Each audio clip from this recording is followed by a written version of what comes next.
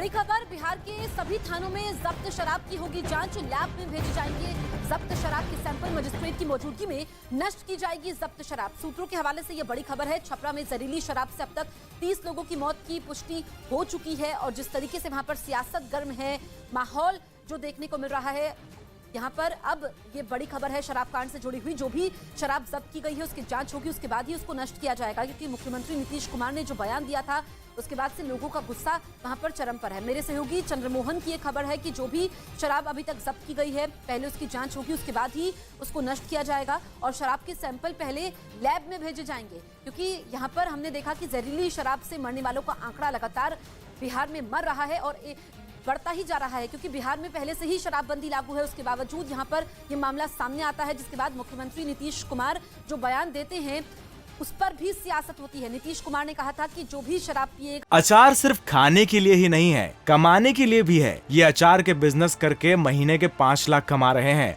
आपको भी ये करना है तो फ्रीडम ऐप को अभी डाउनलोड कीजिए। वो मरेगा, ऐसे में लोगों का गुस्सा काफी ज्यादा देखने को मिला है और अब ये अवैध शराब से मरने वालों की संख्या यहाँ पर 30 तक पहुंच चुकी है। ऐसे में अब जो शराब अलग अलग इलाकों से जब्त की गई है उसके सैंपल भेजे जाएंगे।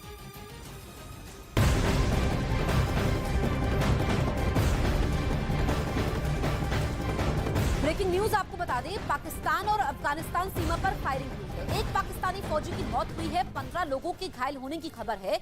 बताया यह गया कि पाकिस्तान और अफगानिस्तान के चमन सीमा पर तालिबान और पाकिस्तान सैनिकों के बीच ये झड़प हुई है। इस दौरान ताबड़तोड़ फायरिंग भी की गई, जिसमें एक पाकिस्तानी फौजी की मौत हुई है जबकि 15 लोग घायल हुए हैं। वहीं इस झड़प के बाद पाकिस्तान के खैबर पख्तूनख्वा के अस्पतालों में इमरजेंसी भी घोषित की गई है। इस बीच फुटबॉल विश्व कप के दूसरे सेमीफाइनल में फ्रांस के जीतने के बाद मोरक्को के समर्थकों ने फ्रांस के कई इलाकों में हिंसक प्रदर्शन किए। बुधवार को हुए मुकाबले में फ्रांस की टीम ने मोरक्को को हराकर फीफा विश्व कप के फाइनल में जगह बना ली, जिससे भड़के मोरक्को के प्रशंसकों ने फ्रांस के मोंपेलिये शहर में आगजनी की। वहां से आए एक वीडियो में फ्रांस के समर्थक आतिशबाजी करते नजर आए, जिससे नाराज होकर मोरक्को के प्रशंसकों ने हवा में उड़ाए जाने वाले पटाखों को जमीन पर रखकर जला दिया। यही नहीं, गुस्से से तमतमाए मोरक्को के समर्थकों ने एक कार से लटकते फ्रांस के झंडे को भी खींचकर फाड़ दिया। इसके बाद जैसे ही उन्होंने उस कार को घेरना शुरू किया, ड्राइवर ने अपनी जान बचाने के लिए अपनी कार को मोड़ा और रफ्तार तेज कर दी, जिसकी वजह से कई लोगों को चोट आई। वीडियो में दिखा कि एक आदमी तो उस कार के नीचे आने से बुरी तरह घायल हो गया, तो वहीं कुछ और लोगों को भी जोरदार टक्कर लगी, जिसके बाद मोरक्को के प्रशंसकों का गुस्सा 7वें आसमान पर पहुंच गया। हालात इतने खराब हो गए कि उपद्रवियों को खदेड़ने के लिए आए पुलिस वालों से भी वहां धक्का मुक्की होने लगी, जिसके बाद उन्हें वहां से तितर बितर करने के लिए पुलिस को आंसू गैस के गोले दागने पड़े। और इस बवाल की वजह थी एक रात पहले कतर में हुआ फीफा विश्व कप का सेमीफाइनल मुकाबला, जहां फ्रांस ने मोरक्को के खिलाफ 2 गोल दागे और उसके फाइनल में पहुंचने के सपने पर पानी फेर दिया। मैच को शुरू हुए 5 ही मिनट हुए थे कि फ्रांस के खिलाड़ी थियो हर्नांडेज ने पहला गोल दागकर मोरक्को को मुश्किल में डाल दिया। वहीं मैच का दूसरा गोल 79वें मिनट में सब्स्टिट्यूट के तौर पर मैदान पर उतरे कोलो मुआनी ने दागा, जिसके बाद इस मैच में वापसी कर पाना मोरक्को के लिए नामुमकिन हो गया। हालांकि इस मैच के दौरान 61% वक्त तक गेंद मोरक्को के खिलाड़ियों के पास रही, लेकिन वो एक भी गोल करने में नाकाम रहे। यही वजह थी कि हार से बौखलाए उनके प्रशंसकों का गुस्सा फ्रांस के लोगों पर निकला, जिसके बाद उन्होंने कई जगहों पर हिंसक प्रदर्शन और आगजनी कर हंगामा मचाया।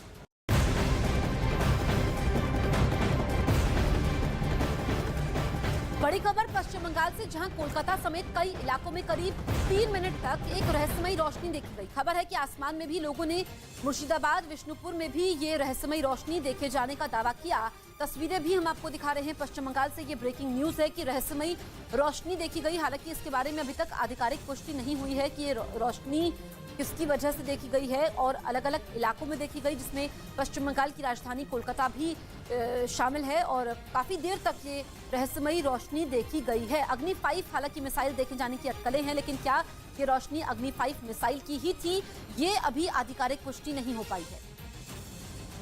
उधर संयुक्त राष्ट्र सुरक्षा परिषद की कश्मीर का मुद्दा उठाने पर भारत ने पाकिस्तान को करारा जवाब दिया।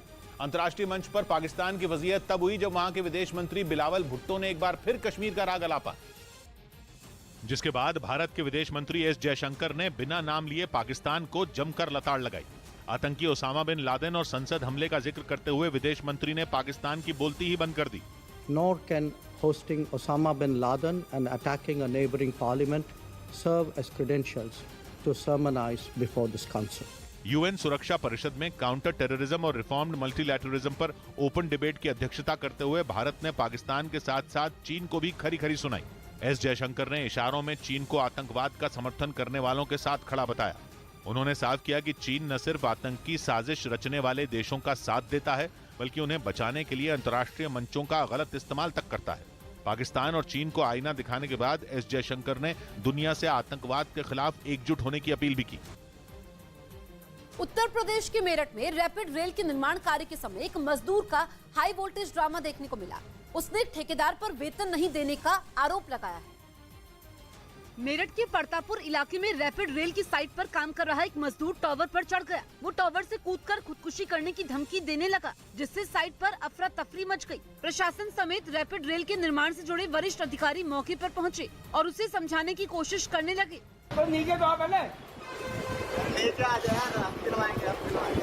टावर पर चढ़ी मजदूर ने ठेकेदार पर प्रताड़ित करने का आरोप लगाया। उसने 4 महीने से मजदूरी नहीं देने का भी आरोप लगाया।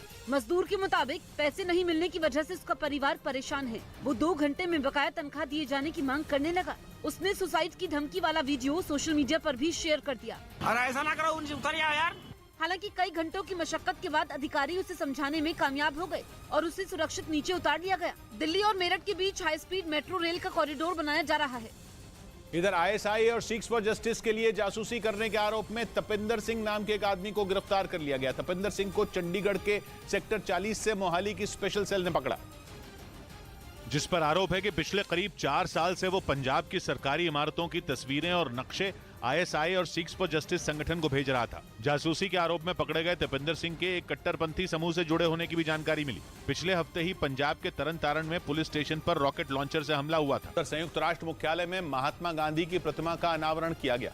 गांधी की इस मूर्ति को भारत ने ही यूएन को तोहफे में दिया था, जिसकी स्थापना संयुक्त राष्ट्र मुख्यालय में की गई। महात्मा गांधी की प्रतिमा के अनावरण के दौरान यूएन महासचिव एंटोनियो गुतेरेस और भारतीय विदेश मंत्री एस जयशंकर मौजूद रहे, जिसके बाद एंटोनियो गुतेरेस ने ट्वीट कर लिखा कि यूएन मुख्यालय में महात्मा गांधी की प्रतिमा उनके आदर्श याद दिलाएगी। इस बीच भगोड़े नीरव मोदी के भारत आने का रास्ता साफ हो गया। प्रत्यर्पण के खिलाफ वहां के सुप्रीम कोर्ट जाने की नीरव की अर्जी लंदन हाई कोर्ट में खारिज हो गई। यानी अब वो अपने प्रत्यर्पण के खिलाफ ब्रिटेन की सुप्रीम कोर्ट नहीं जा सकेंगे। नीरव मोदी के प्रत्यर्पण का आदेश भी लंदन हाई कोर्ट ने ही दिया था, लेकिन इसके खिलाफ वो सुप्रीम कोर्ट जाना चाहते थे। पर अब अर्जी खारिज होने के बाद नीरव को भारत लाना आसान हो गया। गुजरात के बनासकांठा में बनास नदी पर बने पुल को तोड़ते समय बड़ा हादसा हो गया। हालांकि इस दौरान किसी की जान नहीं गई। इस घटना का वीडियो भी सामने आया है। वीडियो में दिखाई दिया कि महज 6 सेकंड में पुल का बड़ा हिस्सा धराशायी हो गया। पुल की जगह उसके मलबे ने ले ली। मलबे के गिरते ही धूल का एक गुबार उठा। पुल पर काम कर रही मशीन और उसका ड्राइवर एक झटके में पुल के मलबे के साथ नीचे आ गए।